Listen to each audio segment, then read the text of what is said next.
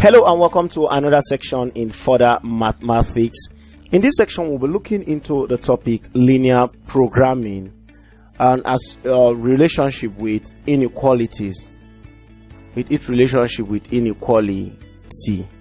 Now, when we talk about linear programming, there are certain factors that we need to take into consideration. But before then, let's take a quick review of our previous lesson. Okay, welcome back. Now, from what you're seeing in front of you, when you hear about linear function z equals ax plus by, is called the objective function, while the given set of inequalities are called the constraints.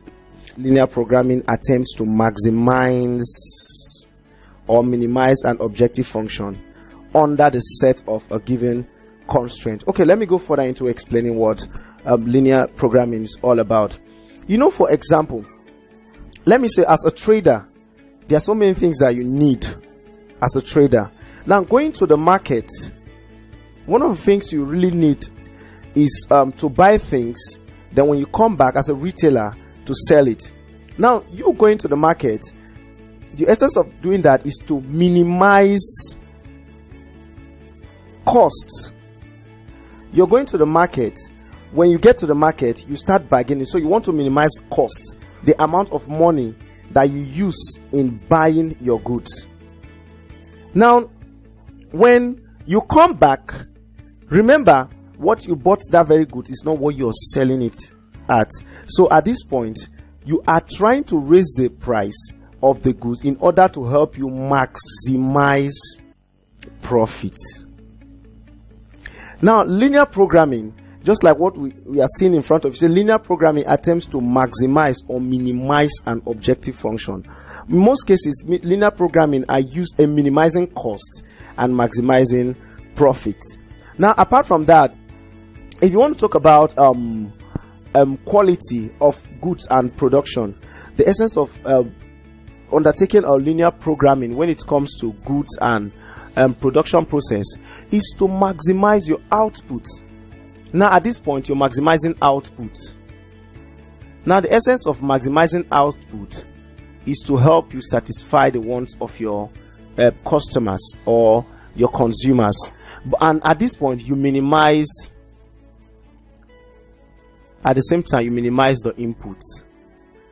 So, with this, you can actually apply the concept of linear programming in gaining some of this background or knowledge. But this linear programming can be applied in educational sectors, can be applied in the laboratory, it can be applied in medical sectors, it can be applied even during it originated from the military era during the Second World War.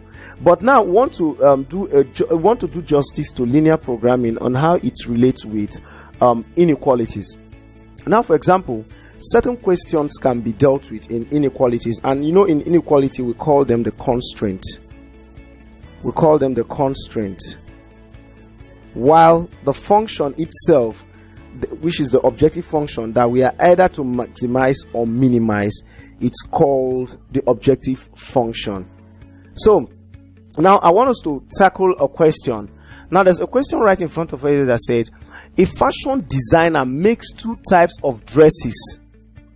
Now you can see that the concept of linear programming can be applied. Linear programming can be applied in dressmaking. You can apply it even in cooking at home. You do a linear programming to enable you understand the concept that you can apply that will enable you cook your food faster with the best taste that can come out from the food. So now they said a fashion designer makes two types of dresses, X and Y, by making you use two types of materials, P and Q. Now, P and Q are the materials. Y, he wants to make the dress, so he wants to use P and Q to produce the dress X and Y. The quantity of material used for each unit of dress in meters square and the profit on each dress in Newton are as shown in the following table. Now, this is a question and this is the table. We have this question and we have this table. Now let's go into detailed analysis of extracting the inequality, and at the same time we'll advise the man that wants to make this dress. From our result, we'll tell him what he would do to get the best quality of clothes at a minimized rate. So that's the essence of linear programming. Now let's create our inequality function. Now we have 3x, that is here 3x plus 4y plus 4y, this is 4y, should be less than or equal to. Now should be less than, that is to say we are considering the cost. Now the cost should be less than or equal to this. This is for material P. That's for material P. Now let's check for material Q, because that's our aim, just to minimize cost. For material Q, now have 2x plus 5y should be less than or equal to 19. We are dealing with minimizing cost. That's why we are using less than. So the cost should be less than the quantity available. The quantity available here is 18, the quantity 19. So we want to do this thing to make sure we use materials that are less than the total material that we have, so that the designer will actually get what he or she is looking for without consuming all the materials. That's the essence of using this less than, the sign of less than. Now let's proceed. Now with this, let's solve independently. Let's solve the two equations that we have right in front of us. Now for the first equation, we have also x. Remember, x should be less than or equal to 0, while y should be less than or equal to, should be greater than or equal to 0. So for that, the first equation becomes 3x plus 4y equals 18. So let's look for our value of y. Remember, that's the rule. We always make y the subject of the formula. So we now have our 4y equals 18 minus 3x. So from this, we now have our y to be equal 18 minus 3x all over 4.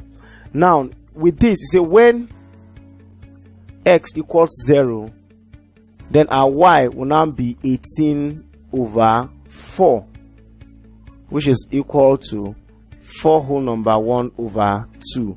So this is one of the points we are looking for. 4 whole number 1 over 2 and 0.0 for x. Now let's also make y 0. We say when y equals 0, then our x will now be equal, this is 0, this is 0. So we now have minus 18 over minus 3. Minus 18 over minus 3, which is equal to 6. So we have this point 6 and 0. This for this.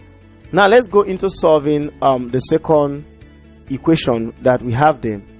Our second equation is 2x plus 5y should be equal to 19. And with this, we now have our 5y. Let's make y a subject of formula. Remember, we are used to making y the subject of formula. So we now make 5y will be equal to 19 minus 2x. So the value of y is 19 minus 2x over what? Over 5. Now let's say when x is 0, if our value of x is 0, then y is equal to 19 over 5. And when y is 0, when y is 0, x will now be equal, when y is 0, x will be equal to 19 over 2. So that is to say this point is 0 and 19 over 5, while this other point is 19 over 2 and 0. Now we've generated the 2 points. Now, but let z, because we're given the function z be the function, let z be the profit Let P be the profit, because that's what we are looking for. So therefore we have our Z value to be equal to 2x plus 3y. Now if you check our equation, the profit, this is the profit, this is for the x, and this is for the y. So we have 2x plus 3y. So let's move 2x plus 3y at the point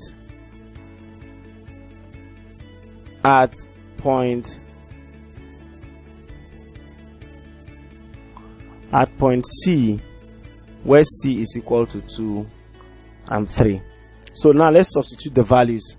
So we now have the values of our Z to be 2 in bracket 2 plus 3 so our Z will now be equal to 4 plus 9, which is equal to 13.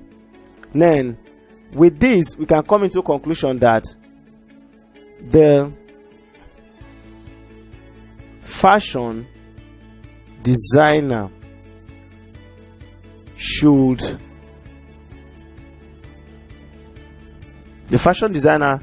make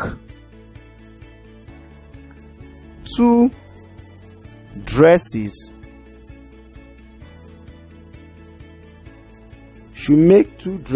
of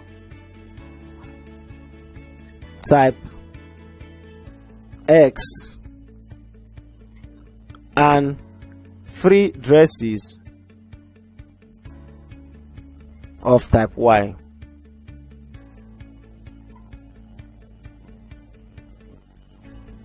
In order to make a maximum profit of 13 naira.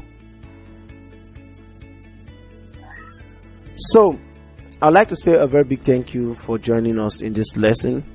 To refresh your memory on what we've just discussed, please take the test that will appear on your screen shortly. Always feel free to drop your comments on the comment section. We'll be looking forward to hearing from you.